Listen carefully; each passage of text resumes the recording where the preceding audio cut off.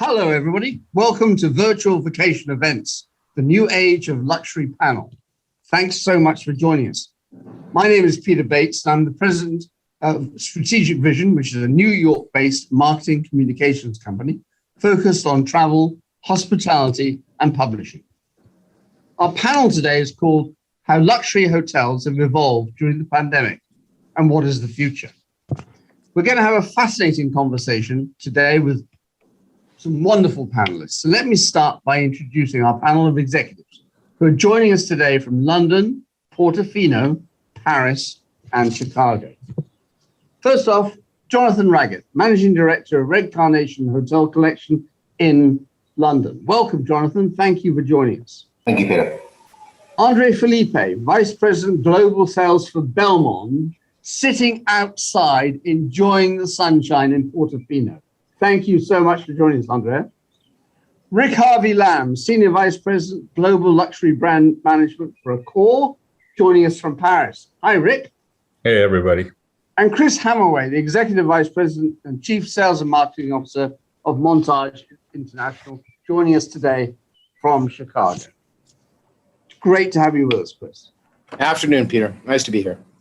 So let's just let each of you tell us a little bit about your companies and what you do. Jonathan, let's start with you. Just tell us a little bit about your company. Hi, Peter. Hi, everybody. So Red Carnation Hotels is a family-owned and run collection of properties. We have 20 of them, globally spread. We have 6 here in the heart of London. We have a country house hotel here in the UK. We have 2 magnificent properties in Ireland, Ashford Castle being our flagship. We have a couple of properties in the Channel Islands, 3 amazing properties in South Africa, a brand new safari lodge in Botswana called Kidra, and we have 1 small property in Palm Beach, Florida, and a magnificent property overlooking the lakes of Geneva. And our parent company is the Travel Corporation, who own us, as I say, a family organization made up of 40 brands. So Red Carnation is one of the 40 brands of the Travel Corporation. Great, and many of our viewers will know that company very, very well. So thank you for joining us. Andre, when you're not in Portofino, what's the day job? So hi, everyone. As I keep saying to my daughter and my friends who are not in the travel industry, I have one of the best jobs in the world. I look after sales for Belmond. Belmond is a collection of very special and unique travel experiences. We have hotels, resorts, luxury trains, river cruises, safari lodges, and it's not a huge company. It's about 45 different travel experiences across the world, from South America, Peru, Brazil, Caribbean, Europe, where we're very strong, the US, Russia, Portugal, Africa, South Africa, you name it. We are fully owned by Louis Vuitton Moet Hennessy, VMAs. They acquired us in 2019, and so we're now part of a big family, the world's largest luxury group, because we're one of 75 brands that they own and operate in fashion and luxury. Great. Thanks, Andrea. Let's go to Paris now. Rick, tell us a little bit about what you do with Accor. So, hey, Peter. Hey, guys. Thank you for having me on the panel. So I'm working for the group Accor, which is a Paris headquartered, I would say, augmented hospitality and lifestyle group. We believe we have the most balanced network in both segments and in geographies, which I'm going to come back later on. In fact, we count 51 brands, of which 40 hotel brands. And I personally cover what you would call the premium, so upscale, upper upscale luxury and high-end luxury brands, going from Raffles, Orient Express, Banyan Tree, to the Pullmans and the Grand Mercure. So that's 11 brands already. We know big is not always beautiful in the luxury world, but we do have more than 100 hotels and 1,200 hotels in the pipeline. So it's quite a hefty kind of a machine, I would say, in terms of development. Over 750,000 rooms. And the way we are repartitioned, we are present in 140 countries. In fact, the big difference between us and our big competitors, like the likes of Marriott, Hilton, and IHG, Europe is in fact our biggest region. We have 45%, obviously extremely strong presence in France. We have 30% of our hotels in Asia Pac, and China is the fastest growing, although China and the US are the only two markets where we are not the biggest hotel operator. 11% in China, 12% in Southeast Asia, and 8% in Pacific. EMEA, or the Middle East, is growing extremely fast for us, especially after the acquisition of Mövenpick, 12%, that is. As said, North America, US and Canada is one of our smallest regions. 5% of our hotels are there, and 8% in South America. Wow. 51 brands. Amazing, isn't it? Incredible how that company has grown. Chris Hamaway, you have two brands, right? Tell us a little bit about Montage International. Yes, Peter. I feel like I'm the small one on the call, but we are a bespoke family-owned luxury hotel company based out of California in the United States. We focus on very much the luxury experience with our hotels. We do have two brands. We have Montage and Pindri. We have 17 hotels currently. That feels like a very good number for us. There is a lot of expansion going on, which is great to see. What we've all been through in the last 14 months or so has been unparalleled. But we've seen a great comfort in seeing guests resonate with what the experience that we like to provide and deliver. Again, we're family owned, family operated. We're here today at the opening of Pindri in Chicago. It opens ribbon cuttings in I think about 10 minutes or so. This for us is our founder came into the building a week ago, hasn't left, and we'll be here all the way through. So we tend to still very much have a hands-on approach to the innkeeper side of the hotel business. Fantastic. So let me stay with you, Chris. You kept a lot of the hotels open during the pandemic, didn't you? How is business returning now in the United States? It's a great question, Peter. I want to be really respectful to the other gentlemen on this call, because I think we've fared and we're luckier than a lot of other places in the world that had different type of restrictions and different responses to this tragedy. We have kept all of our hotels open during this. And, if you had said to us 8 months ago that we would be having record occupancies and record average daily rates, I think we all would have looked at you a little bit dubious. And, the customer, we all will talk, I'm sure other people talk about, there's an incredible pent up demand on the luxury side. There's also, there's a careful balance of capitalizing on that return while still delivering great experiences, because labor force is still very much a challenge for us. But right. I'd say we're as busy as we've ever been, but that's, we're still dealing with some occupancy caps and other things, but the guest has very much returned. And I would give a different answer, pre 90 days ago, but as of today, it is full speed ahead. Fantastic. Jonathan, are all your hotels now open? Almost. We opened our UK properties on the 17th of May. So we've been open almost a couple of weeks now. And the reality is that the city centre hotels, namely London, where we have 6 properties, is still a struggle. We're relying on stay vacations at the moment. The quarantine rules that are very much in place for any international business coming through really does turn people off. But, I feel we're weeks, maybe a few months away from that changing. Certainly the vaccination programs in the US and the UK have been phenomenal. And we're very hopeful there'll be an air bridge of some sort soon, so we can welcome back the US business, which is such a key market for us here in London. To Chris's point, we have a little country house hotel in Dorset. It's a 25-key 5-star property. And the pent-up demand certainly being shown there from the stay vacation market. And that property, since we opened, has been fully booked. And, people are spending more monies on their bottles of wine, and they're wanting the premium rooms. No one's looking for the smaller or the lower priced rooms. So, that's really very encouraging from a UK point of view. Yeah. We're not yet open in Ireland. We're opening there on the 2nd of June. So we're days away from opening there. Again, that's stay vacations, but the Ashford Castle is such an iconic property. We will run some good occupancies there until we can welcome back the international business. If we flip to South Africa, our 3 properties there have been open throughout.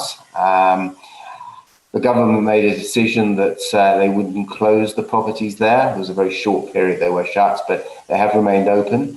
That doesn't mean that COVID doesn't exist, quite the opposite. But there was this balance between keeping hotels open and literally, people losing their jobs, no furlough scheme, no government support there. So they were left open. And the protocols, I must say, Peter, are simply the very best there. The social distancing, the hand sanitizer, the mask wearing. I mean, it really is phenomenal. And, fingers crossed now they'll get through this. Of course, the vaccination program is much slower there than elsewhere. And I'd like to finish on a bit of a success story as well. And going back to Chris, is that Palm Beach, Florida, we had a fairly quiet January.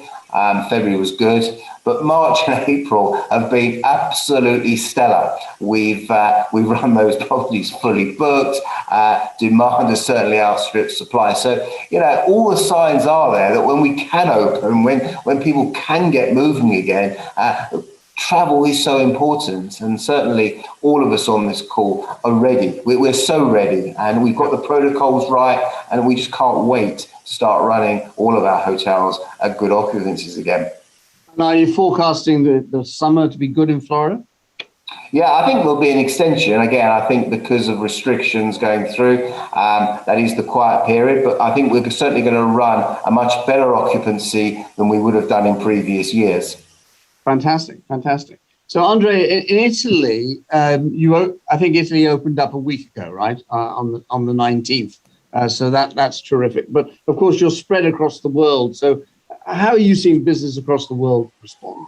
Okay, so in Italy, as you rightly said, the season just started a couple of weeks ago, or not even, and it's very good. The pace is very good, and everything. Obviously, we're seeing recovery in pockets. To confirm what my colleague said before, domestic business in the US for the US has been booming. Same UK for the UK until the lockdown was there enforced. But what we have on the books for our little countryside hotel in Oxfordshire is just like phenomenal, and that's what everybody's seeing. The same in the US, we're seeing numbers that are well above whatever we had in 2019, which was our best year ever. So that's very reassuring. In Europe, coming back to Europe, we're seeing recovery coming in pockets. So I'm right now in Portofino. It's a midweek day and everything, and the hotel is at 40% occupancy rate, mostly domestic Italians, Swiss, French, Germans. We're not seeing UK visitors or US visitors as of yet. But but we're seeing pent-up demand coming back to your point. People are just desperate to come and start traveling.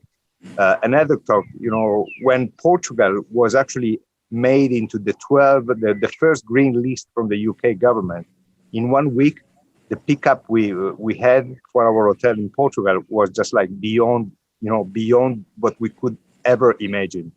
And I'm pretty sure the same will happen as soon as Italy opens up. For the US, because we're talking to our US travel advisors, there are very good signs. Demand is there. The first COVID-tested flights from Delta, American, United are all operating into Italy already. So you can come already without having to quarantine. And then the EU is about to announce finally that from summer, the EU countries will welcome vaccinated US consumers. And whatever restrictions we had in place, they're progressively being lifted. So everything is like very promising right now. Great, thank you. Okay, Rick, so tell us about what the status as far as you're concerned. Again, you're all over the world, so it's a different story, I'm sure. Yeah, so I won't repeat what my colleagues are saying, and you heard about Italy as well. So, but basically 90% of our hotels are open, are back in business.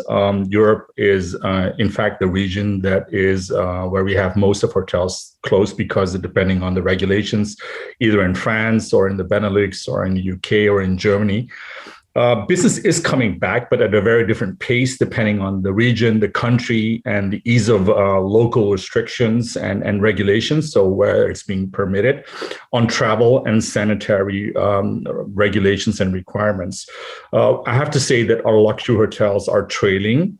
By nature, obviously, we're more depending on international travelers. So there is still a lot of uncertainty, information that is changing on a daily or a weekly basis. So people are scrambling and finding what is the right information, what is required to travel in, but also back.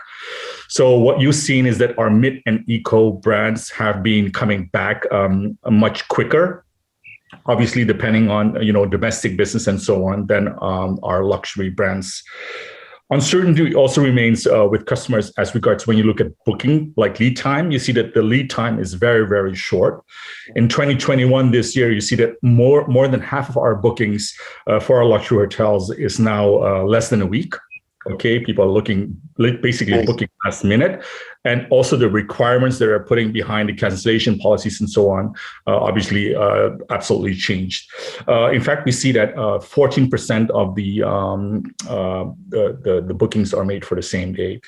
China has the shortest lead time, followed by the Middle East and then by the US. In Europe, you see that there is growing confidence as the countries are getting grip on their vaccination policies, and there is a light at the end of the tunnel. So we do see bookings further out, let's say in August, and we see basically a reflection of the confidence growing of travel. It will remain domestic. So you see France for France, UK for UK, what has been said before, or also going into countries, proximity countries, if you want.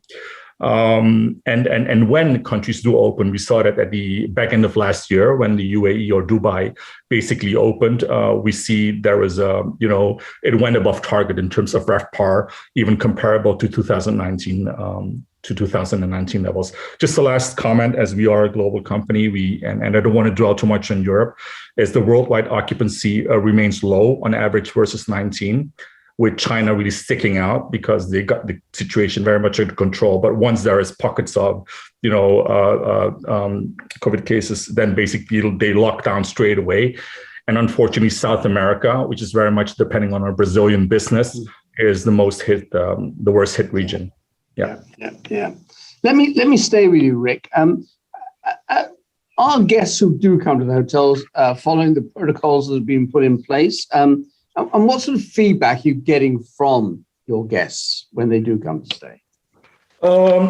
It's a funny thing because I prepared for this question, and the hoteliers came back to us and said it really depends on the nature, the culture of the guests. The French tend to try to find the boundaries, and there are some other that are much more compliant as regards to what has been said. I also wanted to add, Accor has launched its own and unique cleanliness and prevention label. So it's called All Safe. It's vetted by what you would call Bureau Veritas. We know that the top, things that people do want to see is that measures have been taken in order to ensure their safety. They wanted to have the cancellation policies and flexibility and so on. So we know what the top three things are.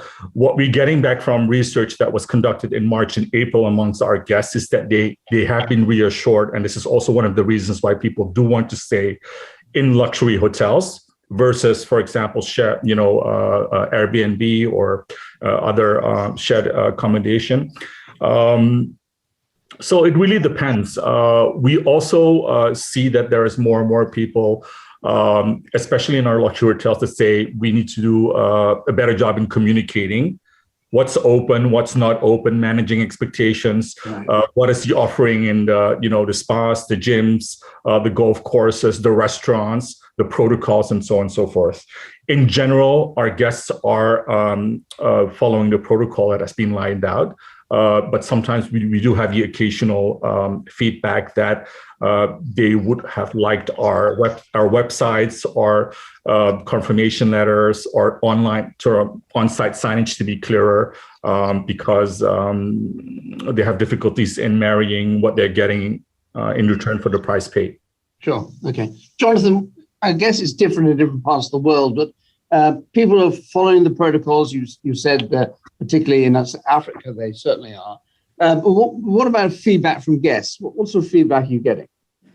So I think the feedback we're getting from guests, it's mixed. I think a lot of our guests coming back at the moment are our loyal guests, our guests that have used us for many years. And there's this real kind of feeling they have of safety. They believe that, we will cover the protocols, we'll be doing things correctly. So the fear factor from these guests is really very low indeed. In fact, they've been so good, our guests, that they've actually been checking up on us during this pandemic to make sure we're all right as the hoteliers, and our teams are all keeping well. So they come back and they really embrace us, and it's so good to have that. And then, of course, you have the secondary group that, are asking more questions as to what we are doing. And we also have, worked with the WTTC to ensure that our protocols are very much in line with that. In fact, we help contribute towards that to make sure absolutely everything is right for the safety of not only our guests, but of course, our team members too. We're finding our guests are hugely respectful of the protocols, which really is the mask wearing, I think.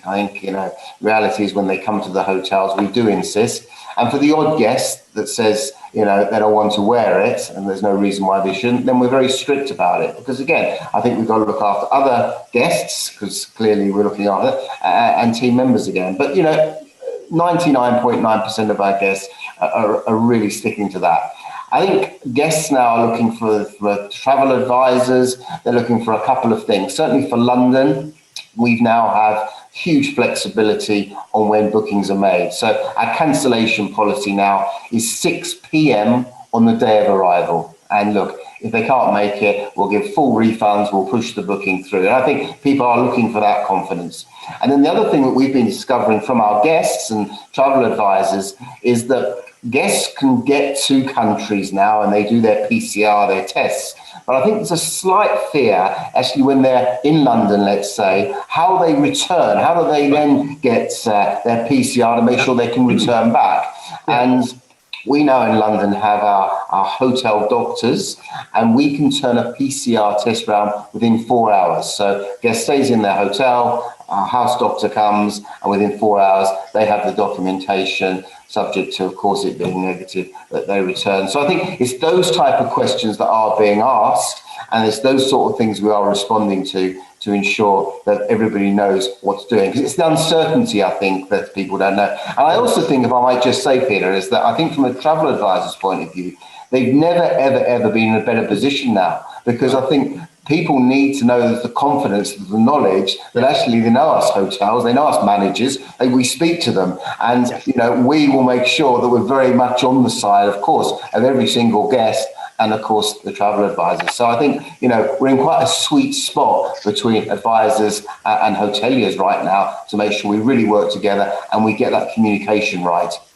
That's great. Andre, the same thing for you. People are, I guess, observing the protocols.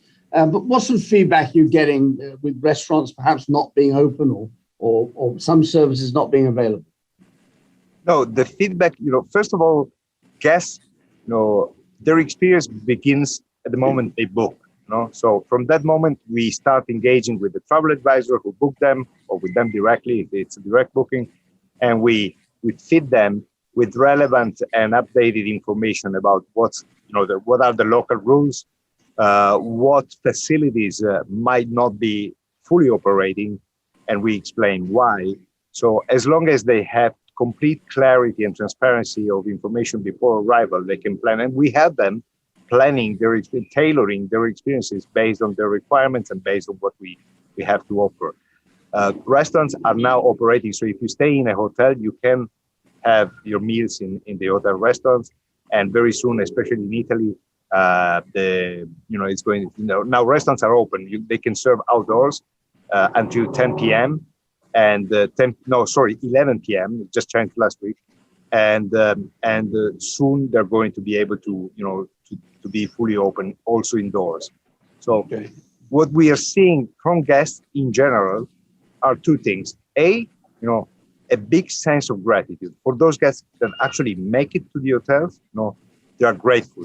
They're grateful to our staff. They're grateful to the world. They're grateful.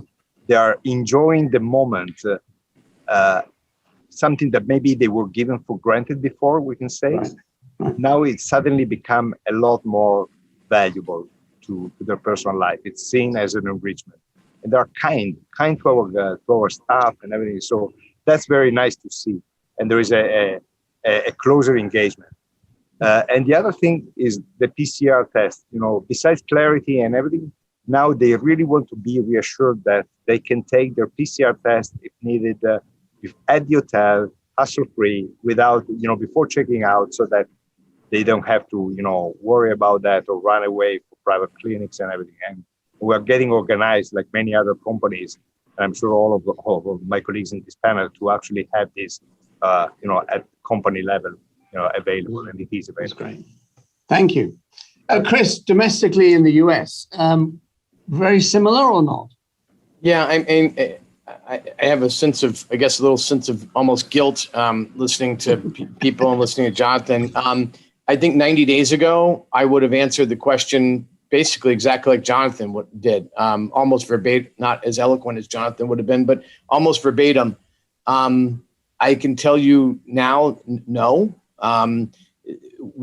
Guests do follow protocols in the sense of what protocols are still there, but in the last 90 days, it is not a question of, do you have a hygiene thing? And yes, we are very focused on it as well as everyone else in this call has talked about, but now it's gone from what were your protocols to how is the steak going to be cooked and can I get the 2:30 massage before going back to the pool? The airports are full. The planes are full, relatively speaking. I flew Salt Lake City to Chicago, and I could tell you the line at the airport, not due to COVID or anything else, but just a mass of people was, not out the door, but close to it. I tried to go to a restaurant here in Chicago last night and called up, and they said, no, we're booked for the next 2 days. I walked by, packed inside, packed outside. People, it's not quite Miami, but people have, the pendulum has swung extraordinarily fast. And from a travel advisor standpoint, I think the biggest thing is, we're working with them to go. And I think, I think it was Jonathan who said they're in a very unique situation and position to offer great value.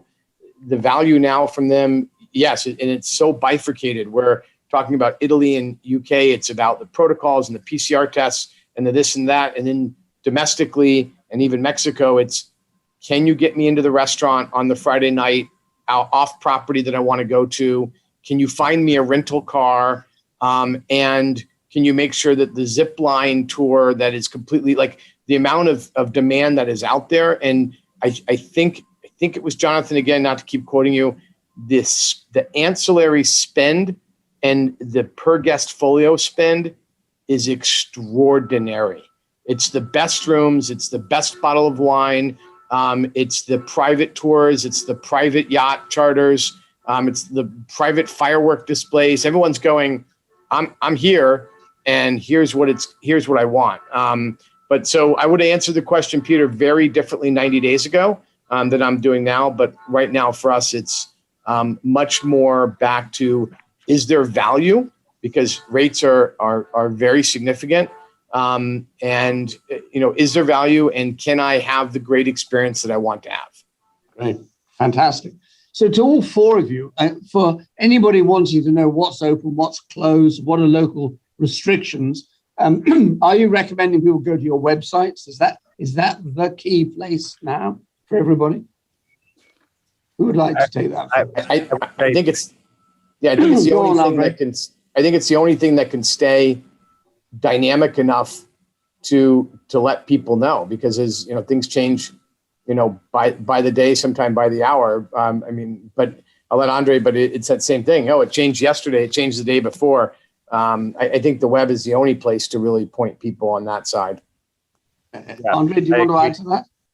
I agree. We make huge efforts in keeping the website up to date, and we pair that with those guests that are already booked. We, as I said before, we have a program of communications which is far from being automated, but it's very personalized. So we, whenever there is a significant change, positive or negative, but there are more positives than negatives lately. The travel advisor is informed, and then at the next stage, we help them tailoring, because it is totally true that the guests now are willing to spend more, but in a sensible way. But money is almost no object. So that's the opportunity for us and for the travel advisors to collaborate and upselling or selling experiences after the room booking has been made. That's the one-time opportunity to say, okay, what's your passion, your client's passion? And let's work on something really special around that. I love that. That's great. Anybody else want to add to that, or should we just move on?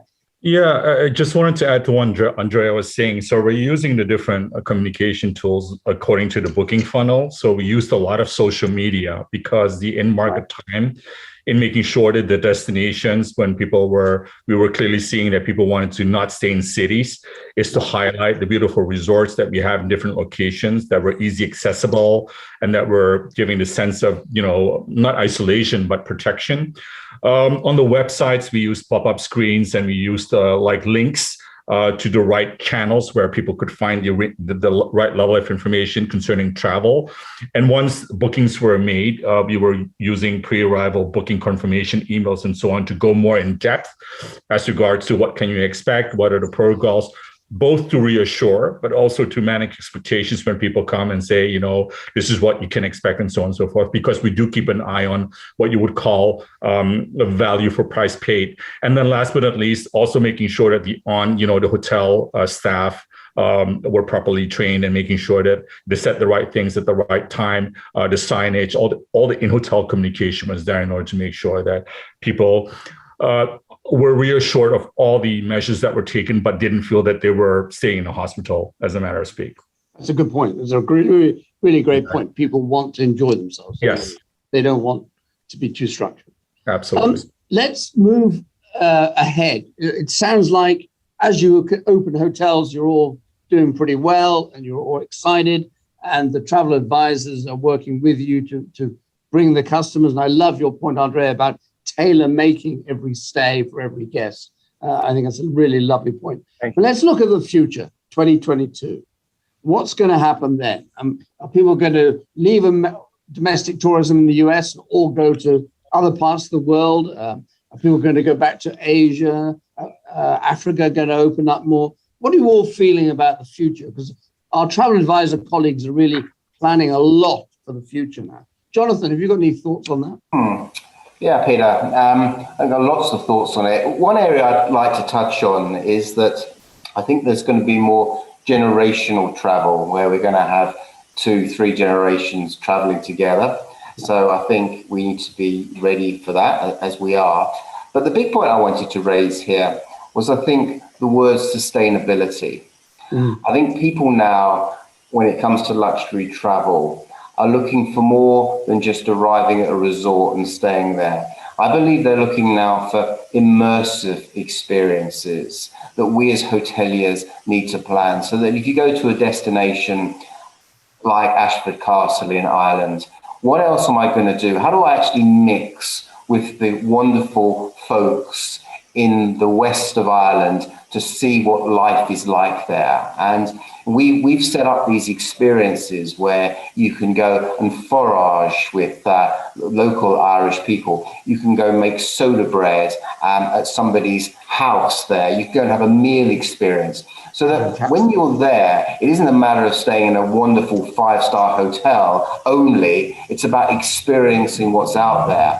And I think people are looking to see what they can give back a little bit more now. So if we send somebody out, so they can actually support, and if they buy the bread, for example, from the person who makes the bread, that supports the community there too. So I think people, from a luxury travel point of view, are going to be looking now very much more about how they can give back. And I think also what hotels are doing for sustainability. We work really very hard at Red Carnation Hotel to make sure we haven't got the single-use plastics, because I think that is an important part of what we need to be doing. We work very hard on food waste, so we have food waste management systems now. So I think it's all of that a luxury can be perceived as being very wasteful, and I think it's our jobs to ensure that we're not giving that message. It doesn't mean that we're going to in any way detract from a magnificent, luxurious stay, but I think we have to be more conscious of that. I think we very much need to share that with travel advisors and make those type of things happen from now really going forwards. And certainly we've done a lot of work on that to date, Peter. Thanks very much. Chris, you're opening new hotels next year again, I think. Where do you see next year? Is it going to be the same again, or are people going to leave America and go everywhere else? I mean, I think it's the gorilla one of the gorillas in the room as far as what is 2022. We are in the definition right now of artificial compression domestically. You need to avoid an Icarus type pricing philosophy or value philosophy. I say to people all the time, and Portofino is going to reopen. Tuscany is going to reopen. I mean, reopen in the global sense. Disney is going to reopen in the traditional sense. Cruise is going to come back. I've had conversations with airline colleagues that says that 2022 long haul starting in April of 22 is so far off the charts of previous historical data that they're checking their numbers. I don't know, can't verify that, but if I hear that, and if I'm Jonathan, I'm smiling. And if I'm Accor, I'm smiling because people are saying, I've traveled domestically now for 2 years. So it's going to be very interesting. Now, at the same point, we don't, if someone said to me that you're going to budget 2022 from a hotel standpoint better than you budgeted 2019, if they had said that to us a year ago, I would have, what are you talking about? But, we're having these conversations. I think one of the huge things that we see on the United States piece, and one thing that if I was talking to my friends in the travel advisor community that I think is almost seed change level, is the idea that almost every large American organization is not going back to a 5-day work week in the traditional sense. So Fridays are going to be, you're going to come back to the office. We're going to start 3 days a week, 4 days a week. Fridays are still going to be work from home. So there has been such, at least on the US side, this transformational work change that a 3-day weekend, which used to be like, we're going to do really well because it's a 3-day holiday weekend, could be every weekend. And it's not that they're off on Fridays. They're just going to be working remote on Fridays. Right. So you can travel Thursday night with your family. You can set your laptop up at Jonathan's Hotel in Palm Beach on a Friday morning, work till noon. Kids are in the pool, 1:00. I'm done. I'm going to go, because the fact is you work on Saturdays and Sundays now anyway. So this blending of time, I think, is going to be a really fascinating thing that we look at from a data standpoint, from a demographic standpoint, from a sociographic standpoint. We are very much focused on this idea of extending the length of stay. If we could change, at a resort 2.9 to 3.2. I mean, the upside on revenue and also people's enjoyment. We found that when people stay 3 nights at a hotel, they always have a higher guest sentiment than if they stay 2 nights, because they're not trying to cram everything in. And of course, it's good for the advisor too, the travel advisor. That's what I'm saying. The advisors who are already talking about, this goes back to this 90-day change. When it used to be COVID protocols, they're now talking about upload speed, download speed, desk working space, and even kids. There's kids who are taking Fridays and coming. So anyway, I think that's one of on the travel advisor, and a lot of the great travel advisors I know are very much already into it and speaking to their clients this way. That's a 33% increase in revenue to the travel advisor, going from a 2-night to a 3-night. That's great. That's great. Rick, what's in your crystal ball for next year? Well, if I had a crystal ball, so talk about when 2022 is really tomorrow. So right. I think 2021, we're already halfway through. So it's really, a lot of the segments are obviously still trailing, right? So we are looking at 2022 is really what we thought originally 2021 would be in a way. If you're talking about, I think what the point that Chris made is a really interesting one. What we've been looking at in the meantime that we had time at our hands is basically what is the role, and I know that this is a little bit left corner versus my other panelists, is that what are the role that our hotels could play? And this is the change of behavior, even in a country as traditional as France, where people would come to the office 5 days a week. In the Netherlands already, you saw a lot of people working from home. There was that maturity. The technology was, and now it's possible. And there's people basically, moving outside the city with their families, okay, and basically coming to the office maybe 1, 2, 3 days a week, and then going and staying in hotels. So we're working very much on those concepts as regards to what can we offer in order to play into this trend, which we think will materialize. And then to your other part of your question, where we see it going is already, I do think that it's like a pendulum. So it will basically swing back, and you will see those people who are, more courageous, who are better informed. And there is a real, a role for travel advisors to play, okay, to source out, the right level of information. And but also at the same time to be that security blanket, the person that you can call in case of, can I go and see a doctor straight away? What happens if I test positive? How does it work? How does the insurance work? And so on and so forth. So I really believe that this pandemic has showed that we're all interconnected and that we're in a people's business. So I think that is really, really important.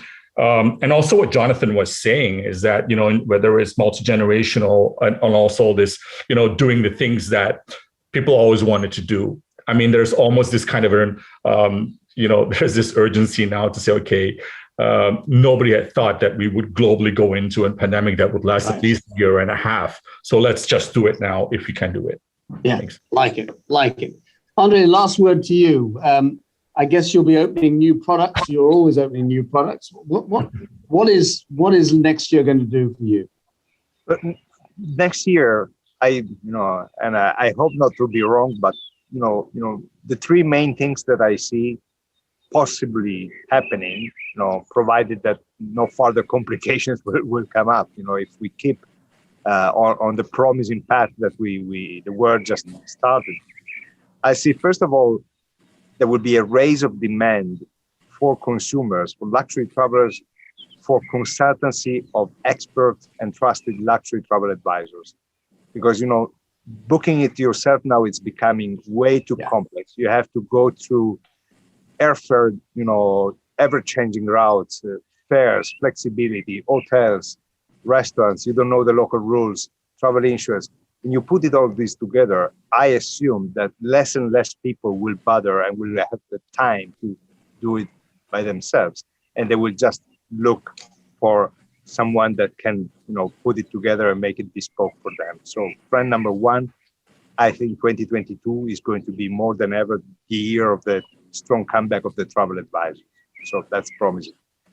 Then, in how people will travel, I anticipate that long-haul travel will come back because, as my colleagues were saying before, they've been traveling domestic for way too long or not traveling at all, like me, and I went from 200 flights a year to 8 flights domestic within Italy a year. So I'm not too happy about that. I can't wait to go somewhere.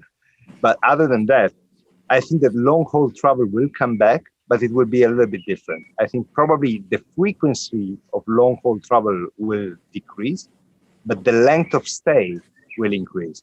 And also the way you travel. If before, someone from the US would come to Italy for 10 days and maybe hop on and off 3 or 4 different destinations, I think that now they're going to cover maybe 1 or 2 destinations in 12 or 14 days. So longer stays and a deeper immersion in the local countries and everything. And then I also agreed to see multi-generational travel. A few months ago, I would have said, groups travel is going to be the last one to recover. Now I have to kind of take it back because we see there is a lot of demand, corporate events and incentives. Me for one, I haven't been together with my executive team in person for a year and a half. So at some point we will have to have an executive retreat. Yeah. Other companies will have to, they're postponing their incentives that were canceled and everything. But more importantly, the celebrations, the social things. We just last week we had, as you know, we reopened the Splendido Mare, 14 charming, we call it the charming guest house in the Piazzetta of Portofino. It's only 14 units. Well, a guest stayed, and when he checked out, he called his travel advisor and he said, I want to book the entire hotel for 4 weeks for me and my friends, because then I decide who comes, family, but I'm going to invite all my friends and everything because it has been way too long. I haven't been spending time with them. So Splendido Mare, don't try to book it in August because it's fully booked by one single guest. Fantastic.